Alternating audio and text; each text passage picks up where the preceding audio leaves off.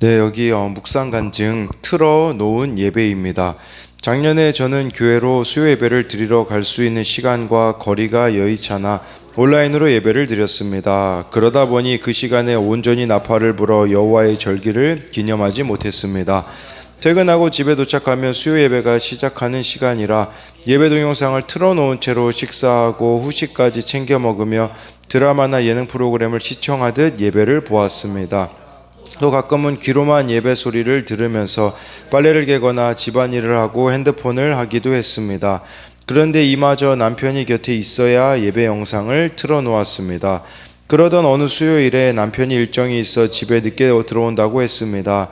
저는 저녁 식사를 다 마칠 때까지만 예능 프로그램을 보고 식사가 끝나면 수요 예배를 드리기로 마음 먹었습니다. 식사를 마치는 시간과 설교가 시작되는 시간이 얼추 맞을 것 같아 시간에 맞춰 설교만 들으면 되지라고 생각하며 예능 프로그램을 틀어놓은 것입니다. 그러다 저는 밤 12시가 다 되도록 예능을 연속으로 보게 되었고 당연히 예배는 드리지도 않았습니다. 남편이 함께 있었다면 서로 지켜주는 지체가 되어 예배 자리에 앉아라도 있었을 텐데 코로나19 이후 예배를 드리는 것이 아니라 틀어놓고만 있었습니다. 또한 자립신앙을 갖지 못한 저의 본 모습이 드러난 것 같아 부끄러웠습니다. 오늘 본문에서 하나님은 이스라엘 백성이 지켜야 할 절기인 칠칠절과 나팔절의 규례를 말씀해 주십니다. 이 절기들에는 성회를 공포하고 어떤 노동도 하지 말고 여호와께 화제를 드리라고 하십니다. 이처럼 하나님이 각 처에서 대대로 지킬 영원한 규례를 말씀해 주심에도 말씀을 지키기는커녕 예배를 마지 못해 틀어놓는 저의 믿음 없음과 교만을 회개합니다. 이제는 예배를 사모하는 마음으로 기다리는 제가 되기를 간절히 기도합니다. 적용하기입니다. 수요 예배를 온라인으로 드리지 않고 교회에 직접 가서 드리겠습니다. 예배를 드리기 전에 기도로 준비하며 스스로 성회를 공포하겠습니다. 네, 지금 이 온라인 예배에 대한 부분도 코로나 기간이야 어쩔 수 없는 영역이 있었다고 하지만 지금도 우리가 이렇게 온라인으로 드린다면 여기 나와 있듯이 예배를 드리는 것이 아니라 틀어놓고만 있는 경우가 많다라는 것이죠. 얼마나 또 핸드폰으로 우리가 예배를 드린다고 한다면 방해가 많이 있겠습니까? 그렇기에 틀어놓는 예배가 아니라 예배를 드리는 저와 또 여러분들이 되어야 됨을 말해준다라고 할 수 있습니다. 오늘 레위기 23장 15절부터 25절까지의 말씀인데요. 이스라엘은요 음력 1월 그때 음력 1월에는 우리가 어제 나왔던 말씀처럼 유월절, 무교절, 초실절이 있었습니다. 그리고 지금 오늘 말씀에는 이제 음력 7월을 뜻하는 23절의 나팔절, 대속제일, 초막절이 음력 7월이었는데 이 두 절기를 새해로 보는 이스라엘에는 좀 그런 부분들이 있기 때문에 이것은 참고로 알고 계시면 될 것 같고요. 15절, 16절 말씀을 이렇게 보면요. 안식일 이튿날 곧 너희가 요제로 곡식단을 가져온 날부터 세어서 7 안식일의 수요를 채우고 7 안식일 이튿날까지 합하여 50일을 계수하여 새 소재를 여호와께 드리되 라고 해서요 77절에 대해서 나와 있어요. 이 77절은요 어제 말씀에 우리가 초실절 나왔잖아요. 그 이삭 거기로부터 7 안식일이 지났기 때문에 7 안식일이라면 7 곱하기 7하면 49일이 지나서 50일째 되는 날 지켰던 절기이기 때문에 이 77절을 오순절이라고도 하고요. 또 맥추절이라고도 하는데 사실 맥추절이라는 번역은 좋은 번역은 아니라고 합니다. 왜냐하면 그 보리추수에 대한 관련인데 사실 보리추수보다는 이때 밀추수가 더 관련이 있기 때문에 77절이 곧 오순절이다. 그래서 50일째 되는 날이라고 해서요. 오순절이라고 나중에는 불리게 되었습니다. 그래서 전통적으로 유대인들은 이날을 출애굽한 이스라엘 백성들이 시내산에 도착해서 율법을 받은 날로 봅니다. 그래서 이날은 율법 받은 날. 그래서 출애굽 이후 약 50일 되는 날에 시내산에서 하나님이 율법을 모세를 통해 주셨기 때문에 네, 이것은 율법도 수혈이라고도 볼 수가 있는데, 이 날이 중요한 것은요, 여러분들이 알다시피 사도행전 2장에 보면요, 오순절에 마가다락방에 성령이 임했다고 하잖아요. 그러니까 예수님이 초실절에 부활하시고, 그리고 오순절에 성령을 부어주신 것을 기억한다면, 이 77절은 새로운 시대의 새로운 영적 추수가 시작되는 날이다 라고 할 수 있거든요. 그러니 성령이 임하신 날이 또 오순절이자 이 77절이잖아요. 그렇다면 우리에게는 어떤 의미가 있겠습니까? 사도행전 1장 8절을 보면요, 오직 성령이 너희에게 임하시면 너희가 권능을 받고 예루살렘과 온 유대와 사마리아와 땅끝까지 이르러 내 증인이 되리라. 성령이 임하신 날이 오순절이라면, 여러분, 우리에게 성령이 임하시면 우리는 어떤 삶을 살겠습니까? 바로 증인된 삶을 살아갈 수밖에 없다라는 것을, 증인된 삶을 내가 살아가면 어떤 일이 벌어질까요?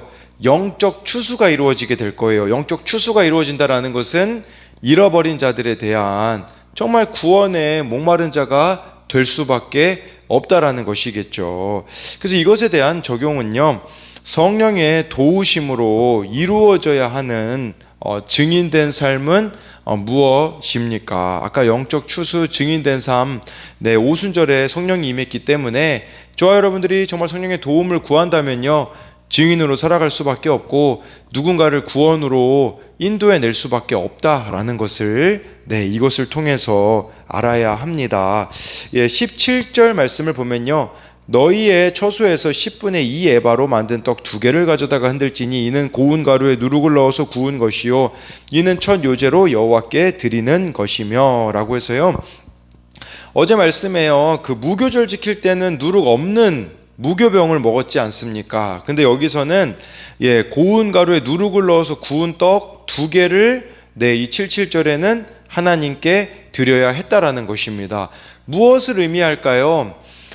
그것은 누룩이라는 것이 음식을 바로 식혀 부풀리는 특성 때문에 죄를 상징하기도 하지만, 다른 한편으로는요, 풍성함을 나타내기도 한다라는 것입니다.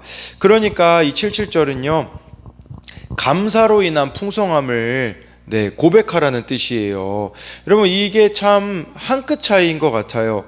감사가 있느냐 없느냐의 차이가, 우리가 감사하면요, 풍성하게 섬길 재료가 되고, 또 이것은 주께서 허락하신 사건마다 우리가 말씀으로 해석하고 감사하는 사람에게는 하나님이 풍성히 갚아 주신다라는 것입니다. 그래서 이것에 대한 적용 질문도요, 나는 지금 하나님이 주신 것을 감사함으로 풍성히 누리고 있습니까? 내가 감사하지 못하는 일은 무엇입니까? 내게 주신 것을 진정으로 누리고자 내가 섬겨야 할 일은 무엇입니까? 라고 이렇게 볼 수 있는데요, 18절 19절을 보면요, 너희는 또 이 떡과 함께 1년 된 흠없는 어린 양 7마리와 어린 수소 1마리와 수양 2마리를 드리되 이것들을 그 소제와 전제제물과 함께 여호와께 드려서 번제로 삼을지니 이는 화제라 여호와께 향기로운 냄새며, 또 수염소 하나를 속죄제를 드리며 1년 된 어린 수양 2마리를 화목제물로 드릴 것이요 라고 말씀해 주고 있습니다. 이 말씀을 이렇게 보게 되어지면요, 어제 나와 있는 말씀에 비해서 이렇게 드리는 것이 많아졌어요. 7년 된 흠없는 어린 양을 7마리, 어린 수소를 1마리, 수양 2마리 이렇게 드리게 되었고요. 그리고 19절에 수염소 하나를 속죄제, 1년 된 어린 수양 2마리를 화목제물로 드렸다라는 것은 무엇을 뜻하는 것이겠습니까? 아까 이 풍성함에 대한 부분을 이야기 드렸잖아요. 17절에서. 이것은 우리가 갈수록 영적으로 풍성해진다라는 것은 무엇을 말하는 것이겠습니까? 갈수록 인내하며 드릴 것이 많아지는 인생이 바로 성도들의 인생이라는 것입니다. 그렇기 때문에 19절처럼 속죄할 것도 많아지고, 또 여기 19절에 나와 있는 화목제물처럼 화목하게 할 역할도 점점 커진다라는 것이에요. 영적으로 우리가 풍성해진다라는 것은 네, 이처럼 갈수록 더 속죄할 것도 많고 화목하게 될 역할도 많은 것을 뜻한다라고 볼 수가 있습니다. 21절에요. 이날에 너희는 너희 중에 성회를 공포하고 어떤 노동도 하지 말지니 이는 너희가 그 거주하는 각처에서 대대로 지킬 영원한 규례니라 라고 해서요. 이때는 어떤 노동도 하지 말아야 되었다라고 말씀해 주고 있습니다. 네, 근데 문제는 뭐냐면, 우리가 하나님을 섬기는 일을 오히려 노동처럼 생각하는 일들이 얼마나 많이 있습니까? 근데 하나님 섬기는 일이요, 노동이 되는 경우는 어떤 경우인 줄 아십니까? 그것은 평소에 하나님과 교제하지 않으면요, 하나님의 일을 한다고 하지만 그것은 노동이 될 수밖에 없는 것이에요. 제가 예전에 착각했던 것 중에 하나가 뭐냐면요, 봉사의 직분을 맡겨주면 이 사람이 믿음으로 잘할 거라는 생각을 했었거든요. 아니더라고요. 봉사의 직분을 맡겨지는 것은요, 별개더라고요. 그 어떤 직분이 맡겨진다고 우리 신앙이 유지되는 것이 아니라 내가 하나님과 맺고 있는 관계가 있어야 신앙이 잘한다라는 것을 보게 되어서, 그래서 지금도 뭐 찬양팀 세우는데 일주일에 큐티 3번 이상 하는 거, 그런 것들을 정해놓는 이유는 교제 없는 봉사는 노동이 될 수밖에 없다라는 것을 깨달았기 때문이거든요. 그래서 21절에 대한 적용도 하나님을 섬기는 일이 노동이 된 적은 없습니까? 정말 우리 신앙이 잘하는 데는 아무 유익이 없는다면 이것은 노동이 될 수밖에 없는 것이겠죠. 22절 말씀 보면요, 너희 땅에 곡물을 벨 때에 반 모퉁이까지 다 베지 말며 떨어진 것을 줍지 말며 그것을 가난한 자와 거류민을 위하여 남겨두라. 나는 너희의 하나님 여호와이니라 라고 이렇게 말씀해주고 있습니다. 이 77절이요, 오순절이 풍성한 추수의 날이기 때문에 정말 풍성한 자라면요, 다른 사람과 나눌 것이 있어야 된다라고 말씀해주고 있어요. 어떤 사람은 이 풍성함을 착각해가지고요, 자기 배를 불리는 데만 이 풍성함을 다 사용하는 자들이 있다라는 거죠. 하나님 앞에서의 진정한 풍성함은요, 다른 이들과 나누는 데 있다라고 우리들에게 말씀해 주고 있는 것이에요. 그러니까 하나님께 드리는 풍성한 감사는 반드시 이웃을 돌보는 사랑으로 나타나야 한다라는 것이에요. 그래서 정말 이 규례를 지키려면 이 결실의 주인이 하나님이라고 고백하는 자는 이웃을 위해서 남길 수 있어요. 근데 이거 내가 한 거야 라고 생각하면요, 절대 이웃에게 나누지 못할 것이라는 사실입니다. 그래서 여기서 중요한 것은 하나님이 주시는 힘으로 섬기고 나눌 때에 우리가 생색내지 않는다라는 거죠. 다른 사람을 돕는데 왜 이렇게 우리가 생색이 납니까?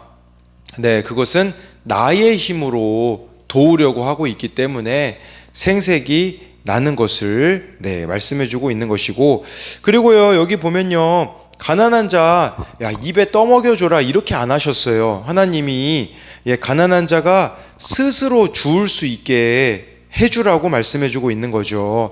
아무리 가난한 자라도요, 남겨진 곡물을 얻으려면 자기 손으로 추수하는 수고를 해야 합니다. 마치 룻기에 나와 있는 룻이 이삭 줍기 하듯이. 그래서 보아스가요, 그 종들에게 그렇게 이야기하잖아요. 일부러 좀 버려두라고, 스스로 주울 수 있게. 이게 참 중요하다라는 거예요.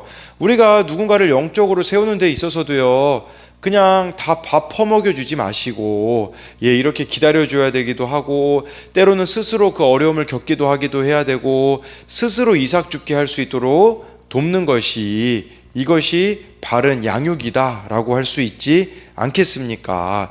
그래서 이것에 대한 적용도요, 나는 누구에게 생색을 내고 있습니까? 그것은 무엇에 대한 생색이며 왜 서운합니까? 이런 생색이 하나님을 향한 불신임을 인정합니까? 하나님은 불공평하셔라고 원망하는 이유는 무엇입니까? 내 손으로 수고하지도 않으면서 하나님께 축복만 바라고 있지는 않습니까? 이것은 이삭 죽기 각자 삶의 자리에서 우리가 해야 되는 게 있다라는 겁니다. 하나님께 받은 은혜를 다른 사람에게 어떻게 나누고 있습니까? 영혼 구원을 위해 내가 지혜롭게 도와야 할 것은 무엇입니까? 우리가요, 이 마지막 적용 질문은 정말 그 사람의 위치를 배려함으로써 지혜롭게 어떻게 그 사람을 영혼 구원으로 인도할 수 있을까에 대한 이 수고가, 인내가 우리들 가운데 있어야 한다라는 것을 말씀해 주고 있습니다. 23절부터 25절까지를 보면요, 여호와께서 모세에게 말씀하여 이르시되 이스라엘 자손에게 말하여 이르라. 일곱째 달 곧 그 달 첫날은 너희에게 쉬는 날이 될지니 이는 나팔을 불어 기념할 날이요 성회라. 어떤 노동도 하지 말고 여호와께 화제를 드릴지니라 라고 해서요, 그 위에 나와 있는 77절 같은 경우는 음력으로 1월에 있었겠죠, 당연히. 그러면 여기 나와 있는 나팔절은요, 음력 7월 1일이었습니다. 음력 7월 1일로 이스라엘의 공식적인 새해의 첫날이었다라고 해요. 이때 나팔을 불었거든요.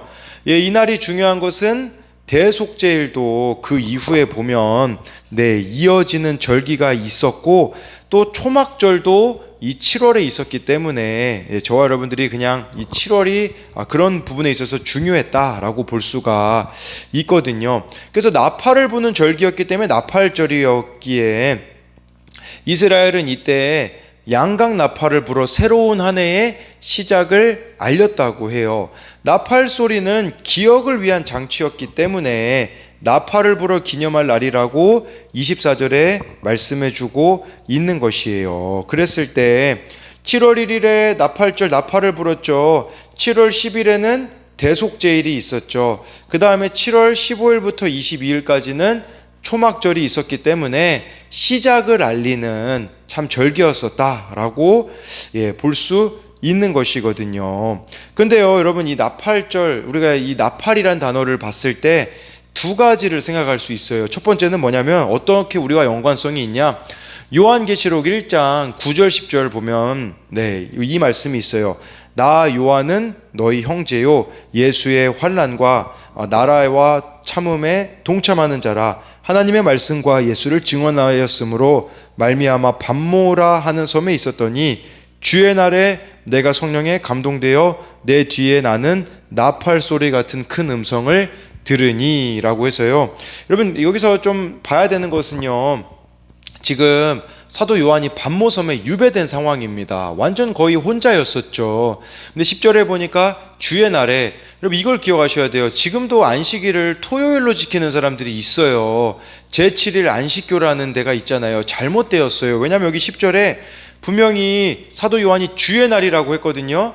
여기서 말하는 주의 날은 일요일이었습니다. 그래서 우리가 주일날을 지키는 거, 예수님이 부활하신 날을 주일로 지키는 것이 맞다라고도 볼 수 있겠고, 또 한 가지 여기서 우리가 주목해서 봐야 되는 것은 나팔 소리 같은 큰 음성을 들었다라고 하고 있지 않습니까?